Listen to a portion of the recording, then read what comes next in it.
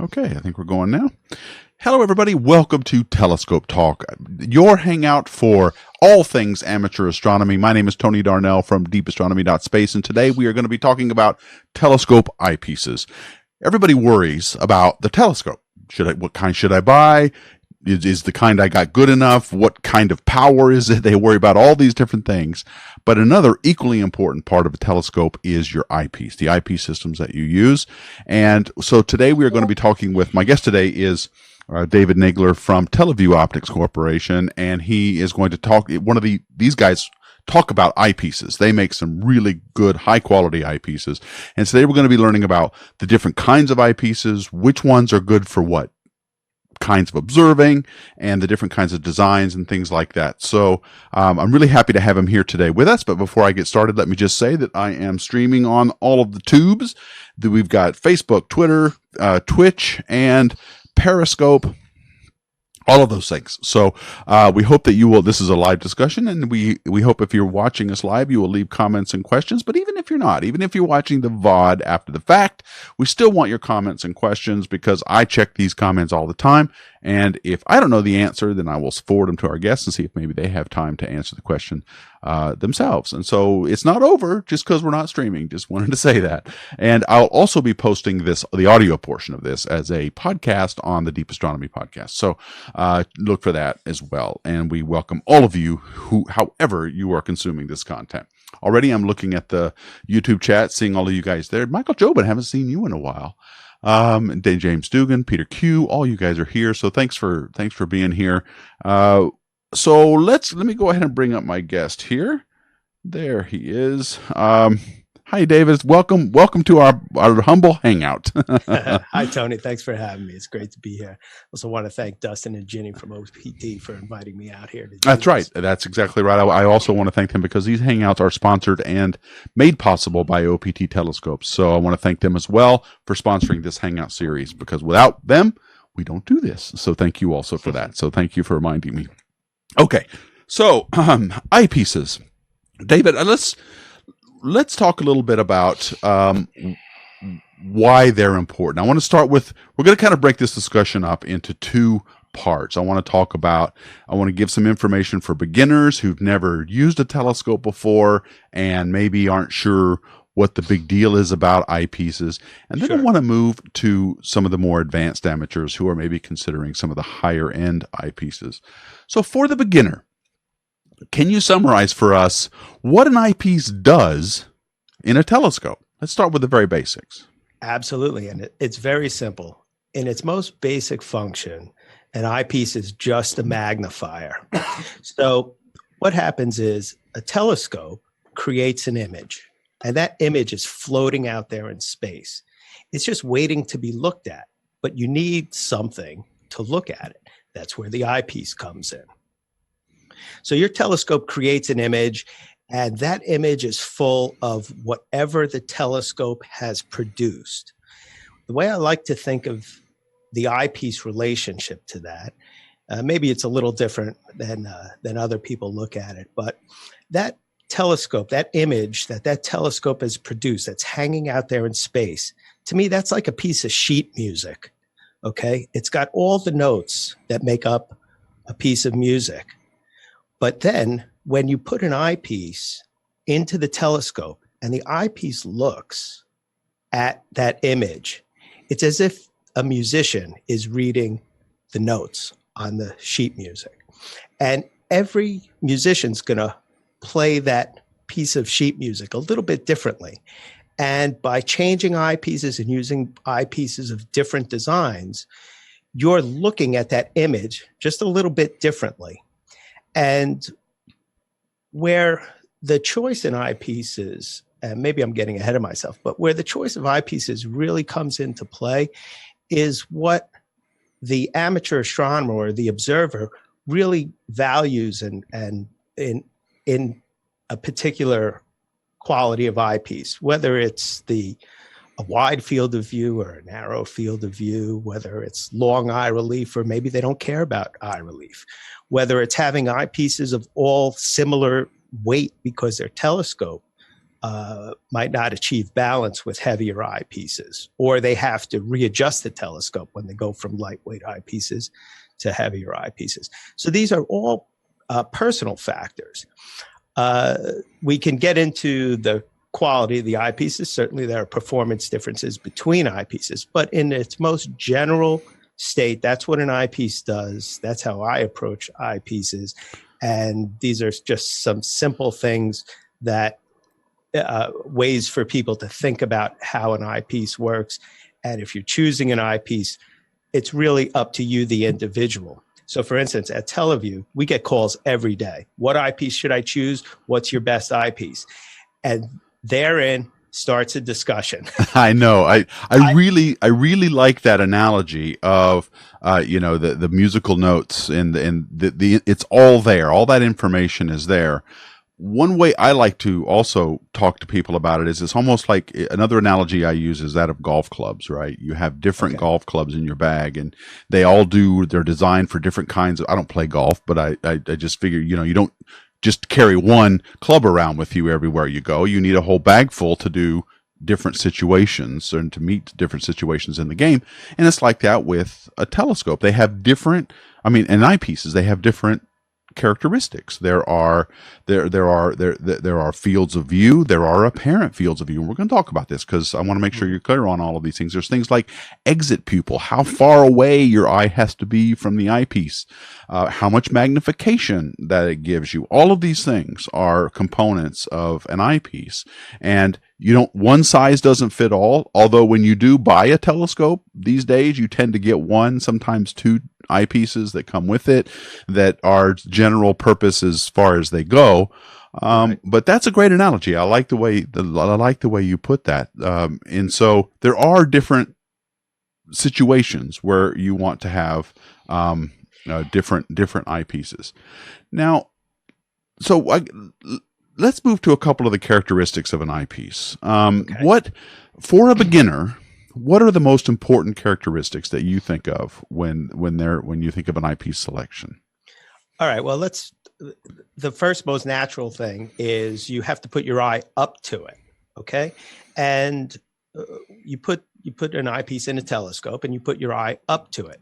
So the distance that you put your eye from the lens itself, that's called the eye relief. So some eyepieces have short eye relief and other ones are designed to have long eye reliefs. If someone wears glasses and wants to wear their glasses while observing, they would tend to look for an eyepiece with a longer eye relief.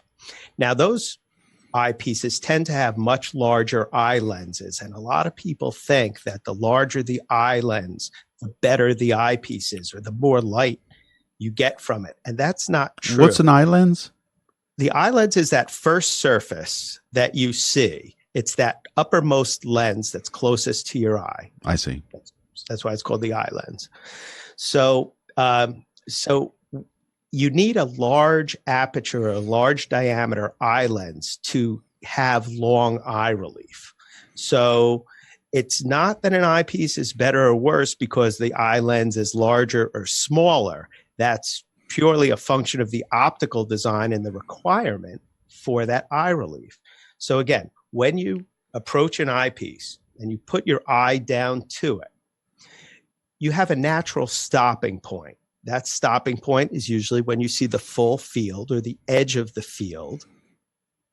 And that distance that your eye is to that first surface of the lens, that's called the eye relief. And again, that's going to determine whether you're going to be able to use glasses or not with that eyepiece.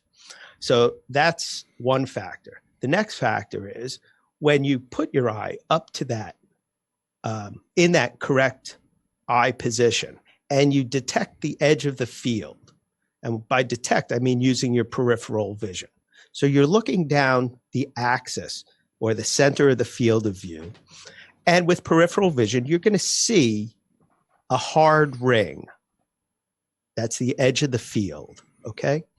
Now, the angle from the one edge of the field to the other edge of the field to your eye, so your eye's in the center and you're seeing one edge of the field, then the other, that angle is called the apparent field of view. It's the angle that circle appears to be at your eye. That's why we call it the apparent field. All right. That's another characteristic of an eyepiece, and a very important one, because as the apparent field angle gets larger, the eyepiece has to be much larger in size. And in order for that field to be sharp, as you move across that larger and larger apparent field, you have more complex eyepieces. That's why we have a little Plössl with a 50-degree apparent field that's this big. And we have a Nagler eyepiece with an 82-degree apparent field that's this big. That's bigger than some telescopes, isn't it? Yeah. Yeah, there are other differences, obviously, but I'm just trying to make that point that the lenses do need to be larger and the design more complex as the apparent field increases. Okay, can we stick on this topic for a minute, because I think it's really important. I'm glad you defined what an apparent field of view is, but it is not the same as the field of view of the telescope, right? The field of view of the sky that you're looking at, right? Can you help us understand the difference? Because I still struggle with apparent field of view. It doesn't make sense to me that I'm looking at 85 degrees in an eyepiece, but I'm not looking at 85 degrees of the sky. That's right. That's right. What you're looking at and what you're describing there is called the true field. So you have true field and apparent field.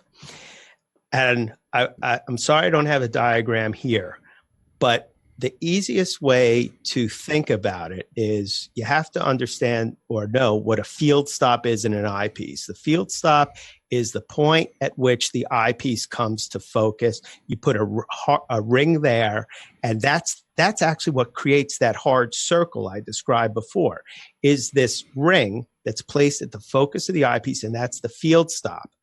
Now, what happens, and this is a little simplistic, but what happens is on the side of the field stop towards the telescope or the objective, that's the true field.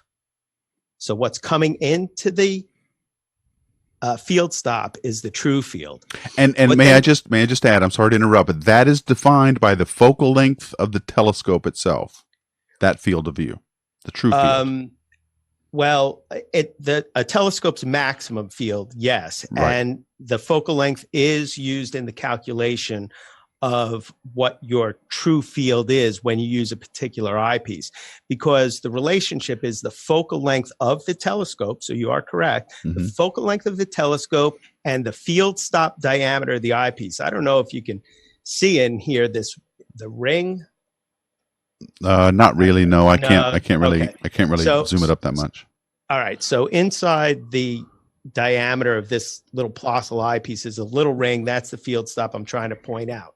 So on this side of the field stop where the telescope is, that's the true field angle coming in. What happens is when you put your eye up to the eyepiece, you are seeing that true field angle magnified to an apparent angle, which is much greater than the true angle. Now, people think of magnification being a relationship between the focal length of the telescope and the focal length of the eyepiece, but it can also be considered the relationship between that true field angle and the apparent field angle, that we're looking at. What is it? Is it a multiplicative effect? So because to get the magnification, you divide your focal length of your eyepiece into the focal length of the telescope. Is there a similar arrangement there? You divide one field of view into the other, or does it not work that way? No, not quite. Okay. Not quite. So, right, but it is just a number, and now and because we are on the topic now of magnification, it is that is how you figure it out. You look at the focal length, whether it's 25 millimeters or whatever it happens to be, and you divide that into the focal length of your telescope, also in millimeters, and that will give you a number, a unitless number, which is a magnification. And so, David, if in addition because I do want to go into this topic of magnification quite a bit here with you, but one of the things that magnifies is this field of view you're talking about. So to get the true field, or to get the apparent field of view, you're also magnifying the true field of view. Well, so we'll circle back and we'll keep it very, very simple. That if this is a 50-degree eyepiece, okay, and Apparent field you are a 50-degree apparent field eyepiece, right? And you're looking at the moon, and the moon is half a degree of true field. Okay, so in the sky, to our naked eye, the moon is half a degree of true field. If you're looking with an eyepiece that provides the full moon in the field of view, you know you're seeing half a degree of true field with that eyepiece. All right. But the eyepiece this Plössl has a 50-degree apparent field of view.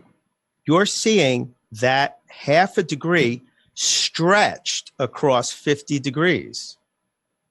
Okay. Mm-hmm. With an 82-degree Nagler, if that is showing you the same half a degree true field, it's stretching it across 82 degrees.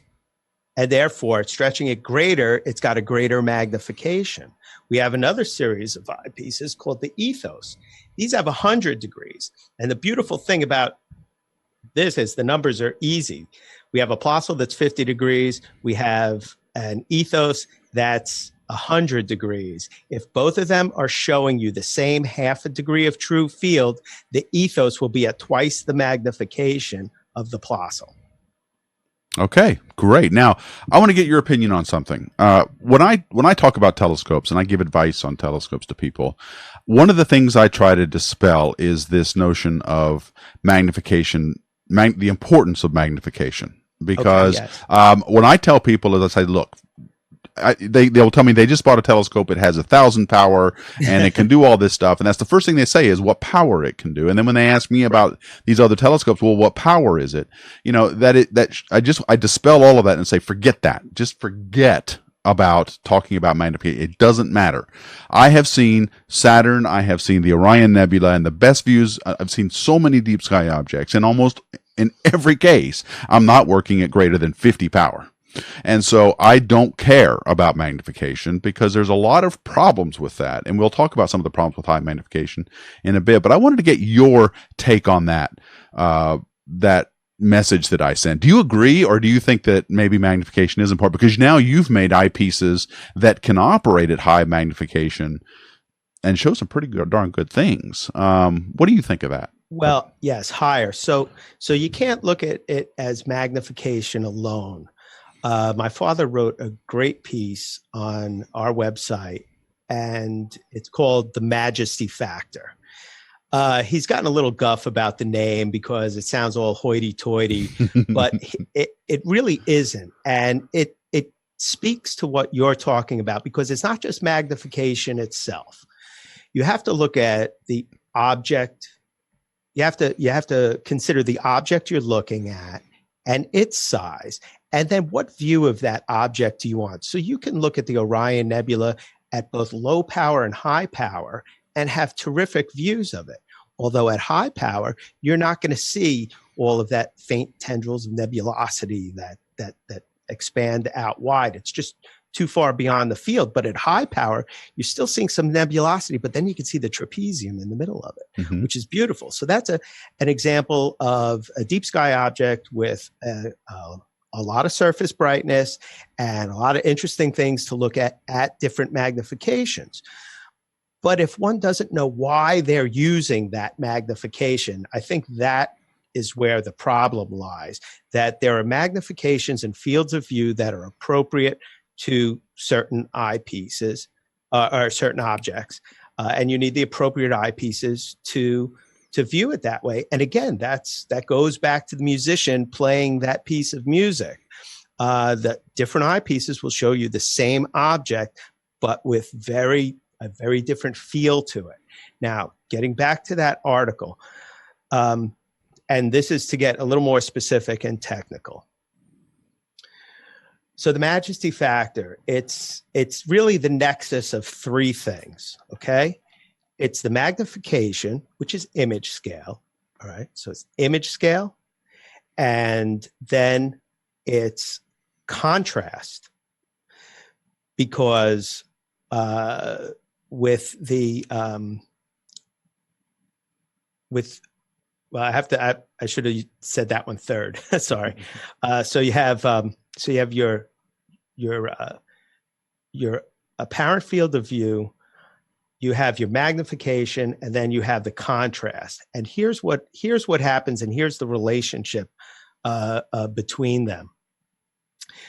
We can use that 50-degree Plossl versus 100-degree ethos because the numbers are very simple.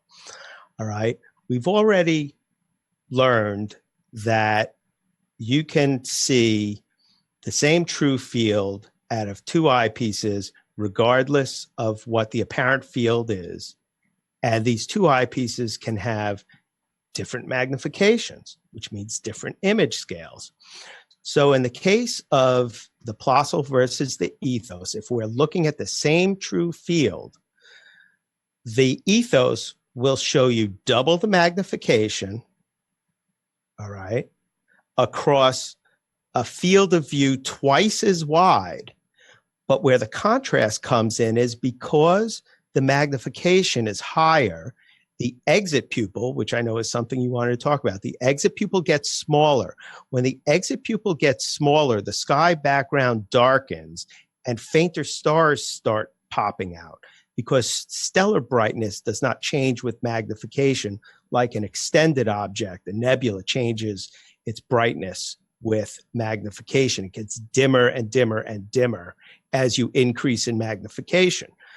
Stars don't do that. So as you darken the sky background, fainter stars pop out. So this majesty factor is you're seeing this much greater apparent field filling your vision at more magnification with greater contrast and more stars in an eyepiece that has a larger apparent field versus an eyepiece with a smaller apparent field. Yes. I know that was a mouthful. No, and I'm glad I'm glad we went there. So we're kind of interspersing advanced stuff and some beginner stuff through all of this stuff. So we're not going to be able to make it as discreetly as I had hoped, but apologies. No, that's good. This is all information that I wanted to get through anyway, but I want to go back to this topic of exit pupil and eye relief. I wear glasses, and Yes. when I go outside, I can't read the telescope hand control while I'm, in the dark, and then I have to, do this kind of thing all the time and take them off and look through the eyepiece. I need eye relief, and eye relief is this distance, as you were saying, between the eyepiece and the image I'm seeing, and That's so correct. I need to be able to have some distance there so I can keep my glasses on. And most eyepieces have this little eye cup on there. You want to just fold that down if you wear glasses, and you'll be able to get right up there on it. This is some tips that I'm using for people who wear glasses that maybe have never looked through a telescope before. And so the important characteristics there are eye relief and exit pupil. Now the exit pupil is this diameter of light that comes out of the eyepiece. In some eyepieces, it's a discrete circle. You can see it as your eye approaches the thing, and it's measured in millimeters. Correct. And isn't it true, David, that if the exit pupil is greater than the diameter of your eye pupil, you're actually throwing away light, because your eye pupil needs to match the exit pupil? Isn't that true? Okay. Or do I have that wrong? No, you do not have that wrong, but I'll tell you why that should not matter.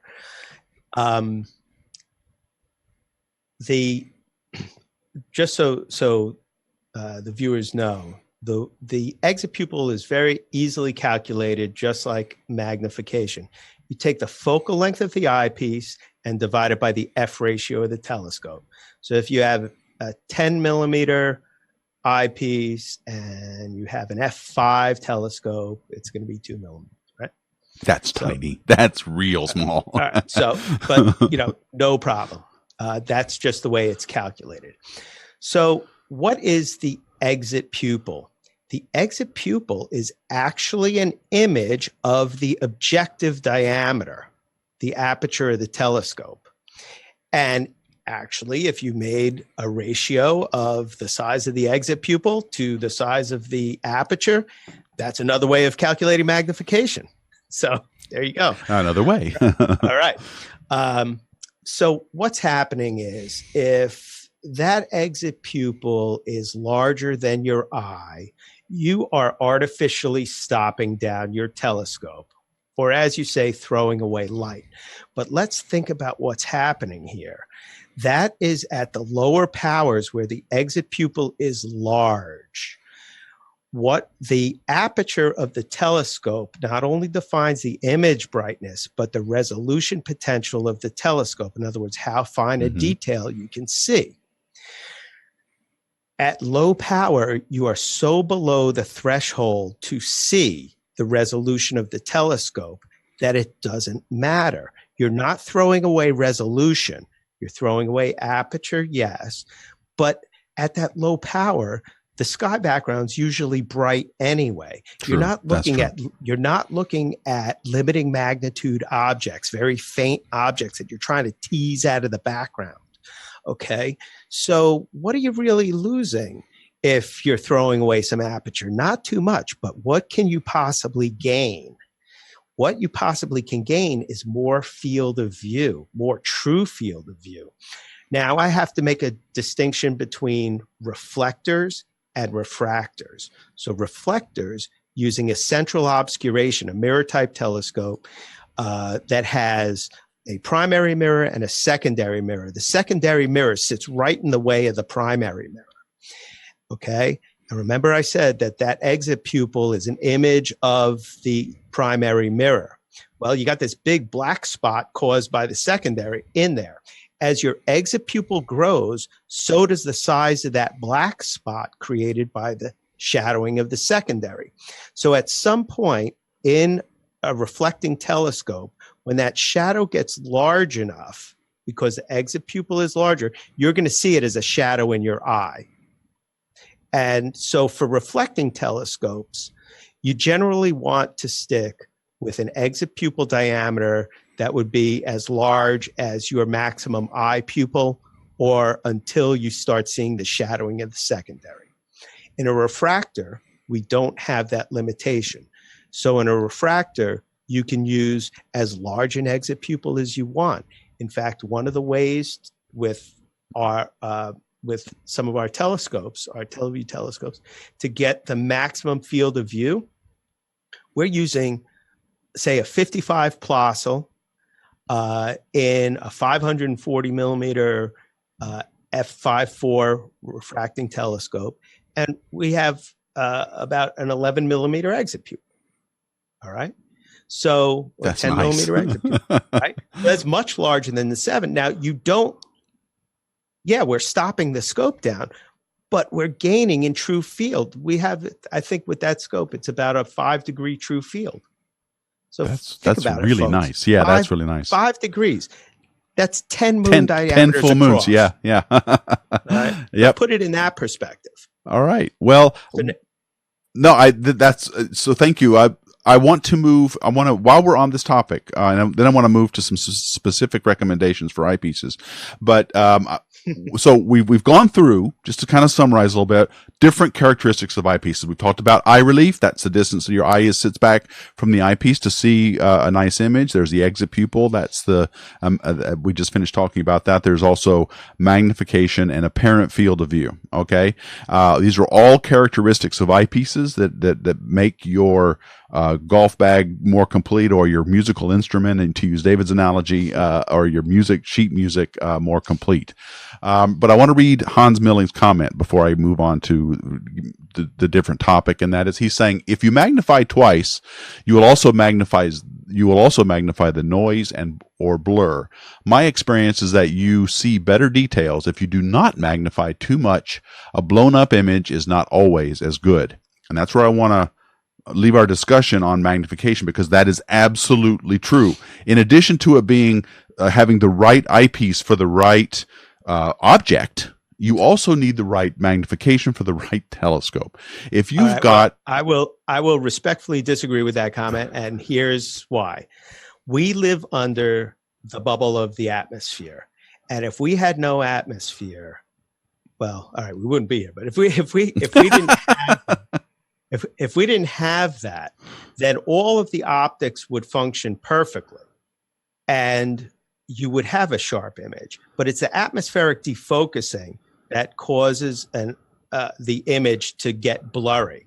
And in fact, in planetary observers will spend however many minutes at an eyepiece just waiting for that momentary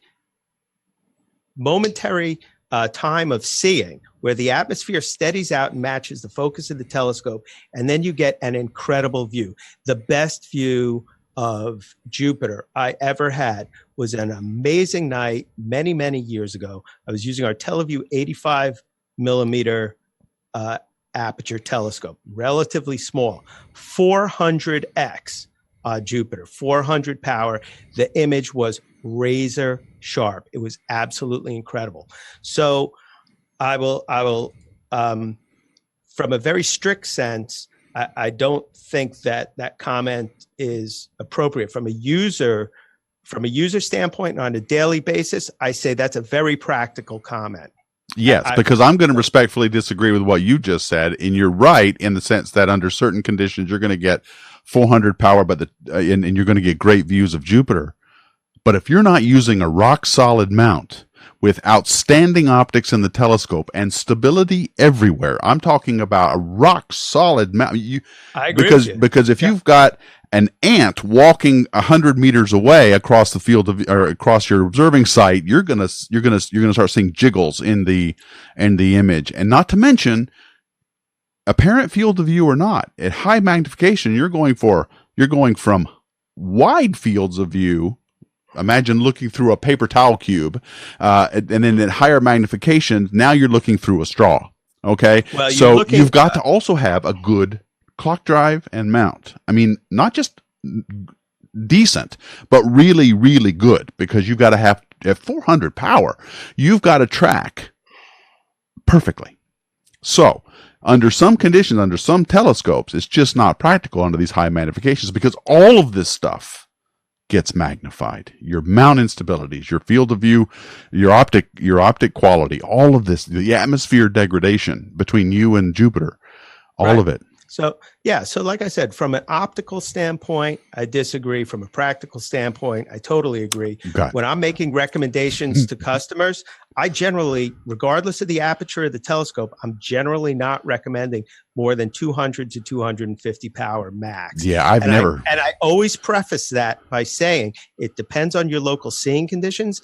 And if you want to go higher and get that eyepiece for that special night, do it. But if you just want to get out there and have some fun, and this is the first eyepieces you're buying, don't concentrate on that high power. Yes, because that's going to be for a special night. Right. So I agree with you. And okay. And look, I've talked to customers. They observe on decks. That's the worst. You can have the steadiest mount that you want, but you observe on a deck, forget it. Yeah. But hey, they're in an apartment building. They take it out on their patio. They got what they got. I have people that want to observe through windows. I'm like, well, that's not, we spent a lot of money making this very expensive glass and doing it real nice, and you're going to look through a window. So there, I'm going to recommend very low power. But if that's what they got. Yeah, that's true. So high magnification depends on a lot of things, and one of them, we both agree, is that the quality and the situation of your telescope and mount do matter. 100%. Now I will say that the amount of time I've gone over 100 power can be counted on maybe both of my hands visually, just because I don't do that much high power stuff. I don't have telescopes that are good enough really to make that experience. What telescopes do you use? Well, in the past, I had an LX200, a 10-inch that would, and I had a 7 millimeter Nagler. It was my absolute favorite eyepiece to use. Very high power for that. Yeah, I know. So let's see, what is that? 2000. It was a 2000 millimeter. And no, it's a 10-inch. It's like 2,500 millimeters. Okay, so yeah, 2,500. divided by 7 is, we're looking at that's about 400 power. So I was close to that, but I didn't use it often, and I often sometimes would put in a telecompressor and some other things to reduce that. But that Nagler was a really nice eyepiece for high power, but that was the only one I ever used. I tended to use the 16 millimeter, or there was another one I had, I think, no, 24 millimeter, I'm sorry, that I used way more than that. That was my Sure. go-to eyepiece. So let's talk about that now. Let's move on to recommendations. David, I would like to buy an eyepiece. I don't know anything about telescopes. I just bought this telescope. It's off the shelf, Celestron or Meade, or maybe even it's a Televue telescope. What eyepieces should I have? All right, so we're back to the factors that are going to be most important to you. First is, I have to know the specifications of the telescope, because in order to pick out the focal lengths and the magnifications that we want, then we really generally need to know what the specifications of the telescope are. But you can consider broader steps of magnifications. And this is highly generalized, please. Well, that's what we're after here. But you could go 50, 100, 150, and 200. Okay, and those are very broad steps that would take you from sort of a low medium power all the way up to a very high power. So what objects are you going to look at that? Obviously, the high power is going to be the planets, the moon, and tight double stars. Okay, you may get away, depending on the aperture of your scope, with some deep sky objects, globular clusters, and certain nebulae, if they're bright enough. That's at the higher powers. The medium powers tend to be your planetary nebula type objects, something where you really need maybe a little bit more image brightness, or maybe some of the larger, like open clusters where you want more field of view. Then your low power is going to be for sighting, or for really large objects, if you have a short enough focal length where you could see as much of Andromeda as possible, or if you're in a dark sky, the North American Nebula or components of the Veil Nebula. So again, without knowing the specifics of the telescope, it's hard to. But you do want to pick a range of magnifications, like you're saying, and it's based on the focal length of your telescope, and so that's good advice.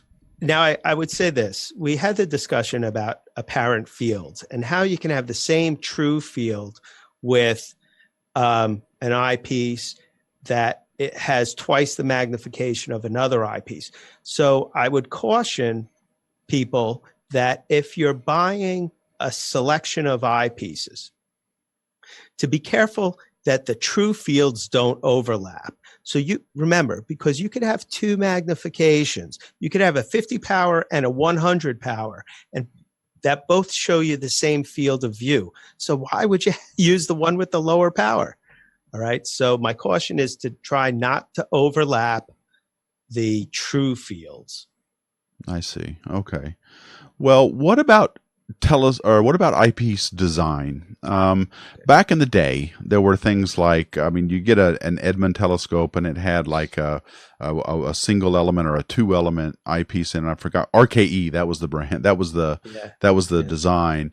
There are many designs now. All I see almost exclusively with telescopes these days are Plossls, and of course there's the Nagler designs. What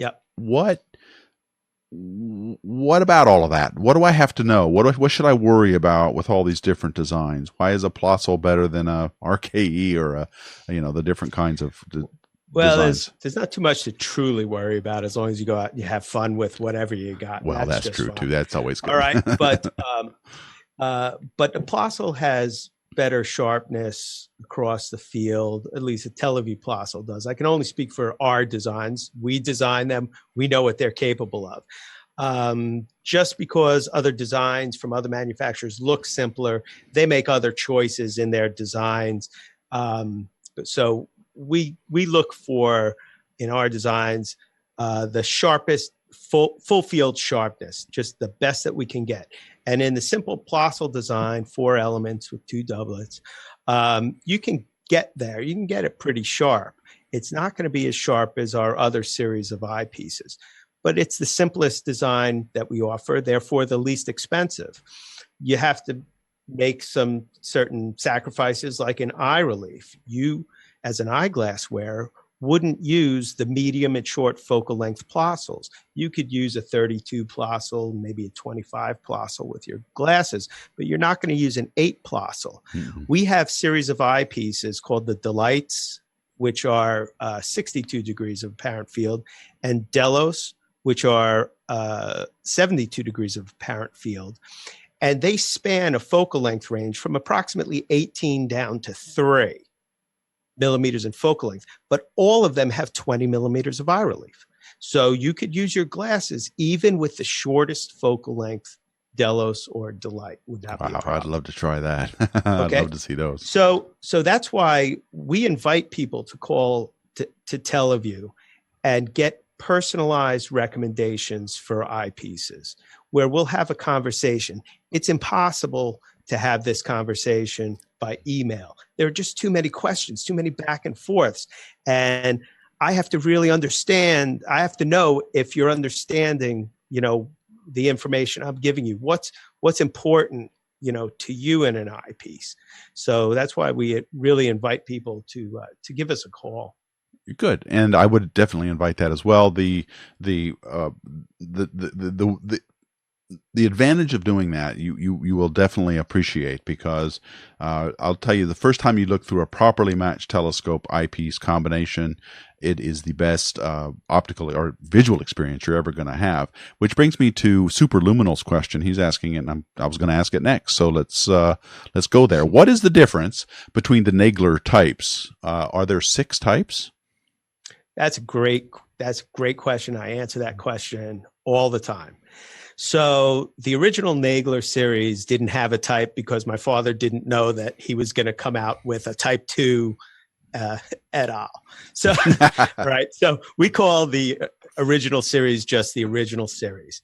And that was a scaled design. It started with a 13 millimeter, which was very large, and scaled down to a 4.8 millimeter in size. But then he wanted to move the fields of view larger. But he couldn't take that design and scale it up because it would be huge. The performance wouldn't have been what we liked. So that's when he designed the Nagler Type 2 series. What he did was take the eye relief of the 9 millimeter Nagler, because we had universal comments about how comfortable that eyepiece was, the original 9 Nagler. So we settled on the 12 millimeters of eye relief from the 9 millimeter original series Nagler, and he standardized that and designed eyepieces around them, and he came up with the Type 2 series. So where the original series Naglers went from 13 down to 4.8, the Type 2 series went from 12 up to 20 millimeters of 20 millimeters of focal length. That 20 millimeter, they call that the hand grenade or something like it. It was a 2-pound eyepiece. It was very, very heavy, very large for the time. Then there's the Type 3 Naglers, which nobody talks about because we don't talk about them. Okay. So we'll move on to Type 4. So the Nagler Type 4, this was another attempt where my father wanted to increase the eye relief of the Type 2 series. It was basically a replacement for the Type 2s. So we had a 12, 16, and 20 in the Type 2s with 12 millimeters of eye relief. The Nagler Type 4s are a 12 millimeter, 17, and 22 millimeter focal length. So we went longer in focal length, larger in true field size, but he also extended the eye relief to approximately 18 with those. It varies a little bit, but approximately 18. So we got longer eye relief, larger true field capability, and also in a smaller package. So that's the difference in the Type 4s. All right. Where do we go from there? Type 5. The Type 5 series is really a remake of the original series, which went from 13 down to 4.8. But as I said, that was a scaled design, so the eye relief got shorter and shorter. In the Nagler Type 6s, we kept the 82 degrees, standardized on 12 millimeters of eye relief, which allowed my father to take the focal lengths and design from 13 down to 2.5 millimeters of focal length. So now we went much shorter in focal length than the 4.8 of the original series, but we kept a nice long 12 millimeters of eye relief with that. We were also able to make a much more compact eyepiece, so it was lighter, it was less expensive, and if you adjust for inflation, it's less expensive, lighter. It was good for bino viewing, where the original series were just too large. So the Type 4 is about long eye relief. The Type 5, I skipped over the Type 5s. I just realized it. Unless I misspoke, because I just described to you the Type 6s. So maybe I misspoke. Yeah, I think okay. You said Type 5. All right. Yes. All right. So that was my bad. Just apply everything I just said to Type 6. All right. Type 5 was about getting the largest true field out of 1.25 inch and 2-inch eyepiece with an 82 degree apparent field of view. And the two eyepieces in that series were the 16 Nagler Type 5 and the 31, which I think this one, they call it the Holy Hand Grenade or something like that. It looks like one. Yeah. So the Type 5 series was really about getting the most true field out of both the 1.25 inch and the 2-inch. So just as a quick review, Type 4 is about longer eye relief. Type 5 is about true field, and Type 6 is about going from medium to high power.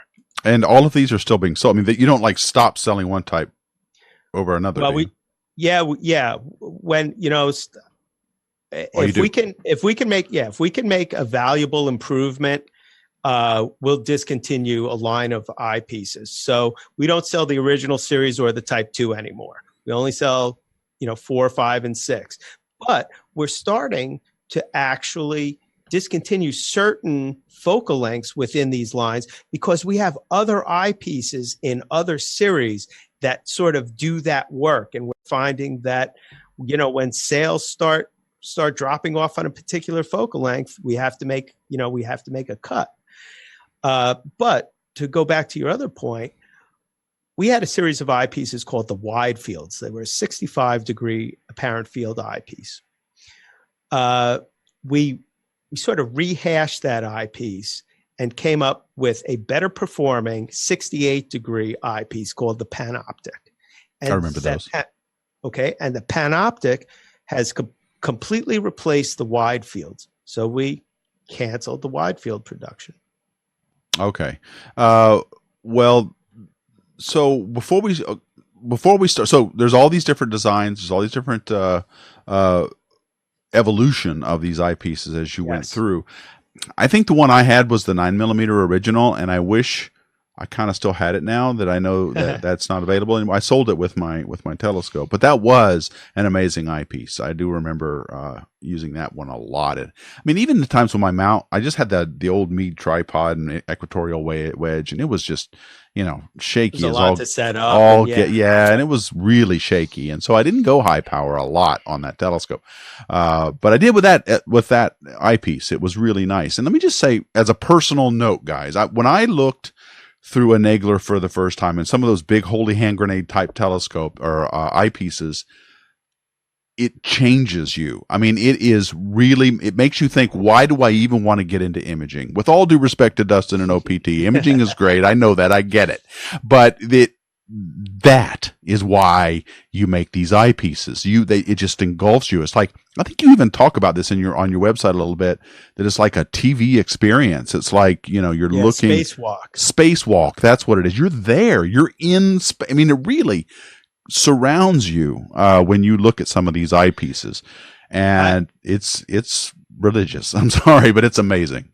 I'm right there with you on the visual experience, and that's what we try to create for ourselves and for our customers. And as my father has always said, he's designed these things for his own observing. He's been an amateur astronomer since he was 14 years old. And he was fortunate enough to be in a position and to learn this optical design and to work on projects that gave him the thoughts to create this and bring this that type of natural image to his driveway observing. And he figured if he would like it, there are probably a few other amateur astronomers who would like it as well. Well, I remember what they call this, the Terminagler. That's the Terminator. The Terminator. So we have the holy hand grenade and the Terminator. Oh, that's nice. Okay, great. Well, that is a great segue into Televue as a company, because you were talking about your dad, your father, and how he says, if I would like it in my driveway, then someone else would like it. Before we started streaming, you were telling me a little bit about what you guys do as a company to make sure that your products are as good as they are. And so give us a little story about the company itself, maybe starting with your father and the company's beginnings, and then talk a little bit about your quality. You were saying that you test and look through every eyepiece that you make. Yeah, we certainly don't have enough time to adequately cover. Well, okay, maybe a 5 minute. Yeah, maybe a 5 minute. 5 minute summary. Basically at Televue, we've always been about the design and the engineering. So all of our products we've designed ourselves, and that includes the eyepieces, the telescopes, our accessories. So we spec them out. We do the mechanical and the optical design. Then we take those designs and we look for manufacturers who can make it to the quality standards that we want. And we've been fortunate enough over 40 years to work with a handful of manufacturers. Quite frankly, the folks that are making the Plossels today are the exact same ones who made our very first Televue Plossels. It's a company we've been doing business with for 40 years. Or almost 40 years. That's the kind of relationships we have. They know the quality we want. Anytime that there is an increase in technology that we can employ into or incorporate into our eyepieces, we'll look to do that. An example is ever-evolving coating technology.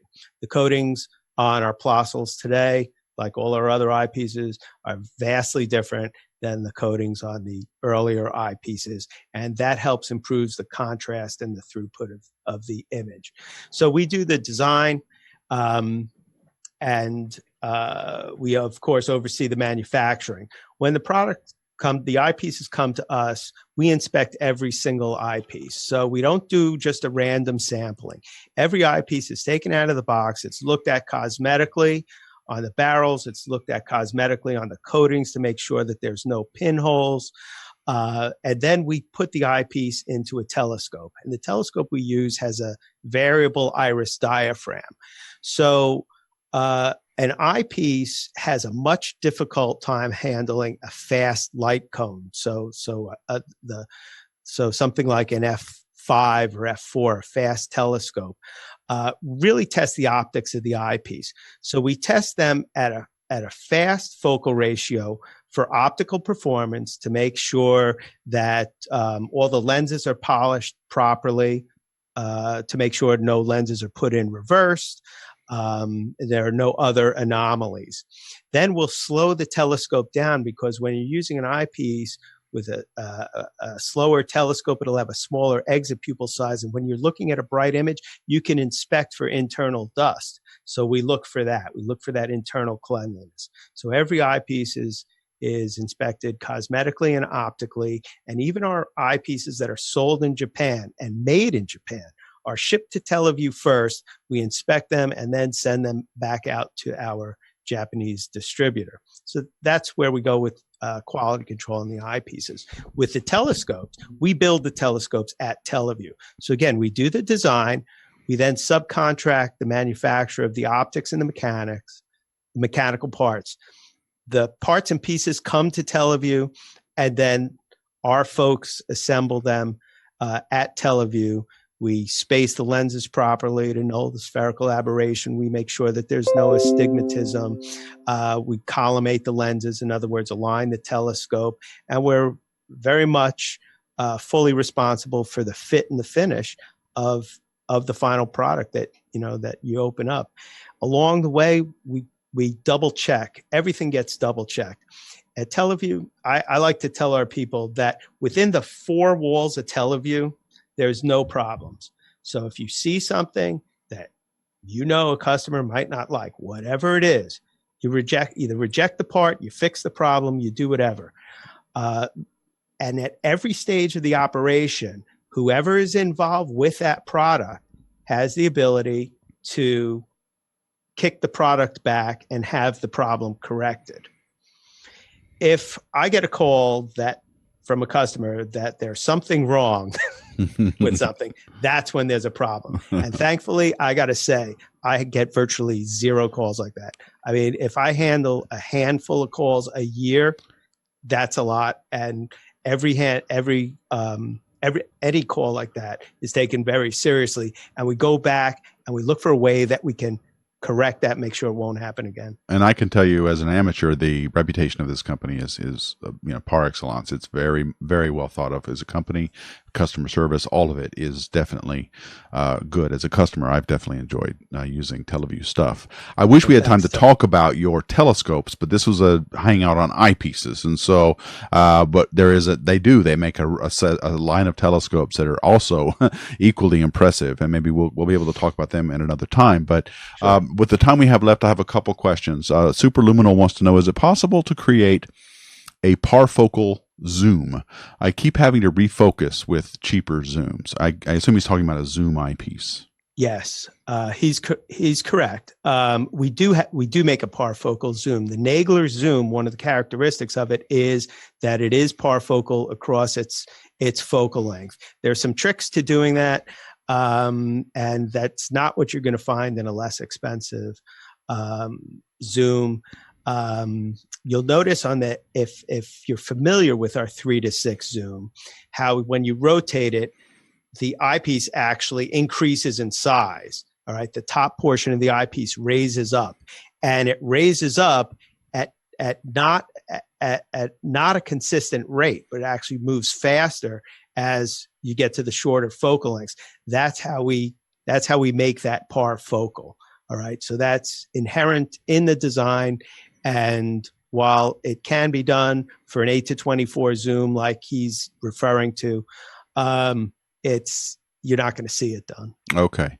What about binocular viewing? What do you think of that? Is that something that you guys love it? Yeah. So tell us a little bit. Okay, real quick. We have a product called the BinoView, and all it's doing is taking the light that's entering and with prisms splitting it to both eyes. Sounds simple, but I know. It's a lot more touchy than that, because now you have to deal with people's eyes and how they move and the alignment of the prisms. But bino viewing is terrific because it creates a false impression of a three-dimensionality. Sort of an illusion, a little bit. Yeah, you look at the moon and it looks like a globe. You look at a globular cluster, it looks like it stands out from the sky background. It really is an interesting phenomenon because it's not true binocular vision, because you have the one input. Right, and I wish I had the opportunity to look through some of those. I've never seen the ones I've seen were the poorer quality ones, and I wasn't impressed. But I would love to get that. I'd love to see that effect. I've never seen it before, but I will tell you the closest I've come is looking through a Nagler with one eye and being amazed by that. Yeah. One more question. Go ahead. Just one quick about the BinoView too. Mm-hmm. We're used to observing with two eyes open. We walk around with both eyes open all day long. When you're looking through a BinoView, it's much more comfortable too. Yes. You could spend a longer time gazing into the eyepieces, waiting for that momentary seeing to steady out at high power because you're comfortable. That's a good point about visual observing. Patience is a real virtue here. If you just get yourself comfortable in every single way you can, whether it's sitting in a chair, make sure you're warm, got all the proper gear on, and if you can look at a using both of your eyes, you're much more comfortable than if you have to squint. And I have not been above using an eye patch. I've used eye patches too, just so I don't have to sit there and do this like Popeye all the time. But because what that gets you is what Dave is talking about, these momentary flashes of absolute clarity that it just takes your breath away. I mean, when you're seeing basically Hubble quality images of Jupiter at 400 power through your own eye, it's like you're there. You're participating directly in this interaction between you and Jupiter, and it really can't be replaced by anything else. And so comfort is very important to be able to do that, because you want to sit there and look at it for, I don't know, 15, 20 minutes. I've looked, just sit there and thinking about this planet and what I'm looking at is really an amazing experience. One of the sort of frustrating things, and this is for all the beginners out there and people who haven't looked through telescopes. Anytime we do a public outreach and you take a quick peek through the telescope, that to me is frustrating, because you should linger there. As a beginner, you really should linger. The more you look, the more you'll see. Believe it or not, we use our eyes every day, but we do not know how to see through a telescope until you spend some time doing it. And the more you look, the more you observe, the more you will see. I know, but David, you usually got a line of people behind you. You can't sit there and bogart the telescope all night, which I get it, but yeah, you're right. You do want to put yourself in that environment. And that's why owning your own telescope is the ideal situation. You're sitting out, it's quiet, you're listening to the sounds of nature at the same time that you're, looking through at the heavens. It's just, I wish I could convey how humbling that is, an experience that is. So one more final question, and then we really are going to go real quick. Hans Milling, does autofocus exist on telescopes? The short answer is no. There will never be an autofocus that people will be happy with. Focusing is a topic all unto itself, especially when you're imaging. But it's true. There are certain routines that I've seen where it can autofocus for you visually, but you always end up touching it up yourself. Yeah, because even if you're in focus and it gets cold as the night goes on, it gets colder and colder. What happens? Your optics flexes and things change, and you're suddenly out of focus again. Well, you know what? Frankly, nobody wants to spend the money to have an autofocus device when you could just do this with the focus. You're in focus. That's right. My favorite joke back in the 60s with Apollo program was NASA spent like so many millions of dollars on a pen that would write in space, but the Russians used a pencil. They sold it. So that's it. sometimes it's easier to just the simple solutions are best. Well, we're out of time. I want to thank you, David, for this great conversation on telescope eyepieces. This has been. I hope you enjoyed it. I hope everybody. I certainly did, and I hope you guys got a lot out of it. I want to thank all of you for your questions and comments throughout, and I'll be reading them more after we post this on the VOD. So please keep them coming, folks. I want to thank you also. Go ahead. Yeah, I'd be happy to answer any questions down the line. And the invitation is open. Just call us at Televue. Yeah, and you also have a website, televue.com, right? Yeah. All right. Yep. So You'll speak with me. You'll speak with my father. We got knowledgeable people. Excellent. Yes, some of the best in the business for sure. And you won't get any better advice than that. So, all right. Well, thank you so much, David, for taking time out. I want to thank all of you guys for watching. Thank you, OPT Telescopes, for sponsoring these Hangouts. And I will see you guys tomorrow for Future in Space. We are going to be talking about with some people at NASA on in situ resource utilization, using stuff that's already in space so that we can colonize space without having to bring it all with us. So we'll be talking about that tomorrow at 3:00. So I'll see you guys then. Thank you all so much for watching. And as always, keep looking up.